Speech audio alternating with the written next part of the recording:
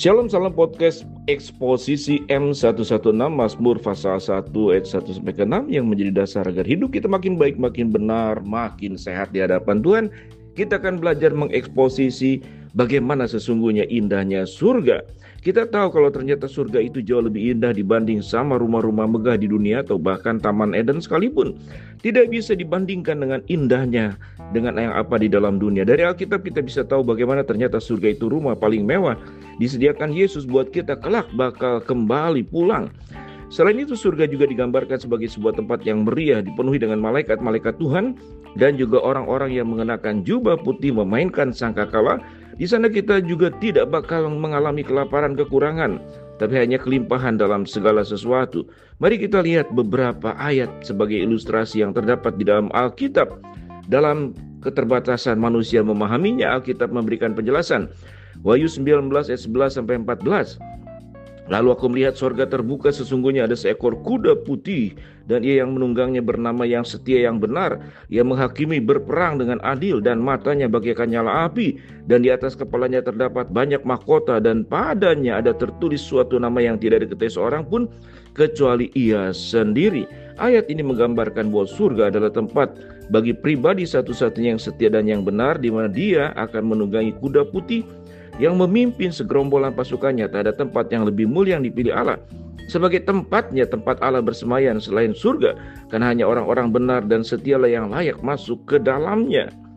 Wahyu 21 ayat 9 sampai 11. Kota itu penuh dengan kemuliaan dan cahayanya sama seperti permata yang paling indah, bagaikan permata yaspis jernih seperti kristal, dan temboknya besar lagi tinggi, dan pintu gerbangnya 12 buah.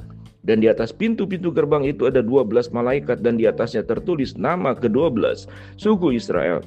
Batu pertama yang sangat langka disebut dengan Ta'af Feite, ditemukan di Sri Lanka pada tahun 1945. Sejak itulah batu pertama serupa tak pernah lagi ditemukan.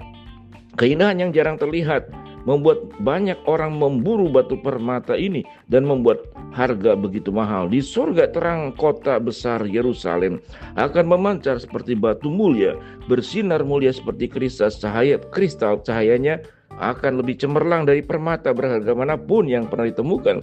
Yerusalem yang kudus ini adalah gambaran surga yang sesungguhnya. Wahyu 21 ayat 21. Dan ke-12 pintu gerbang itu adalah 12 mutiara. Setiap pintu gerbang terdiri dari satu mutiara, dan jalan-jalan kota itu dari emas murni bagaikan kaca bening. Kita tahu kalau mutiara itu dihasilkan dari proses penderitaan panjang yang dialami seekor kerang. Siapa sangka mutiara yang dihasilkan itu begitu indah dan menarik mata. Keindahan mutiara inilah yang digambarkan sebagai keindahan surga. Wahyu 21 juga menggambarkan kalau di surga tidak ada matahari atau bulan, tapi kemuliaan Allah lah yang menjadi sumber penerang di sana. Wahyu 22 ayat yang kedua. Di tengah-tengah jalan kota itu, yaitu di seberang menyeberang sungai itu, ada pohon-pohon kehidupan yang berbuah 12 kali, tiap-tiap bulan sekali, dan daun pohon-pohon itu dipakai untuk menyembuhkan bangsa-bangsa. Selain dipenuhi dengan malaikat, surga dikelilingi oleh pohon-pohon kehidupan yang berbuah 12 kali setiap bulannya. Daun pohon itu dipakai untuk menyembuhkan bangsa-bangsa. Wow, bahkan daun pepohonan di sana pun bisa jadi obat untuk memulihkan bangsa-bangsa. Itu artinya bahwa surga dipenuhi dengan hal-hal yang ajaib dan luar biasa. Wahyu 22 ayat 4 sampai ke 5. Dan mereka akan melihat wajahnya, dan namanya akan tertulis di dahi mereka, dan malam tidak akan ada lagi di sana. Dan mereka tidak memerlukan cahaya lampu, cahaya matahari, sebab Tuhan Allah akan menerangi mereka, dan mereka akan memerintah sebagai raja sampai selama-lamanya. Kita tahu di surga tak dibutuhkan matahari atau bulan, karena surga akan diterangi oleh terang dari Allah sendiri. Keindahan ajaib ini yang juga digambarkan oleh grup musik rohani Mercy Me dalam lagunya I Can Only Imagine. Lagu ini menjadi ungkapan kekaguman seseorang tentang keindahan Yesus. Ia dikelilingi oleh kemuliaan Allah, memancar sinar yang begitu terang melebihi matahari. Lagu ini bahkan mengilhamkan kita untuk membayangkan keindahan itu. Apakah kita penasaran untuk keindahan surga yang sudah digambarkan dalam ayat-ayat ini? Itulah tempat tinggal kita, orang-orang percaya yang mengakui Yesus sebagai juru selamat dan jalan kehidupan kekal. Sementara bagi kita yang belum tahu soal itu, apakah kita tertarik untuk masuk ke kerajaan surga? Jika ya, maka pilihlah untuk mempercayai Yesus sebagai jalan keselamatan dan hidup.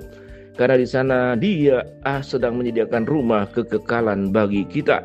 Karena begitu besar kasih Allah akan dunia ini sehingga ia mengaruniakan anaknya yang tunggal supaya setiap orang yang percaya kepadanya tidak binasa melainkan beroleh hidup yang kekal. Sebab Allah mengutus anaknya ke dalam dunia bukan untuk menghakimi dunia, melainkan untuk menyelamatkannya oleh dia. Barang siapa percaya kepadanya, ia tidak akan dihukum. Barang siapa tidak percaya, ia berada di bawah hukuman, sebab ia tidak percaya dalam nama anak tunggal Allah. Yohanes 3 ayat 16-18.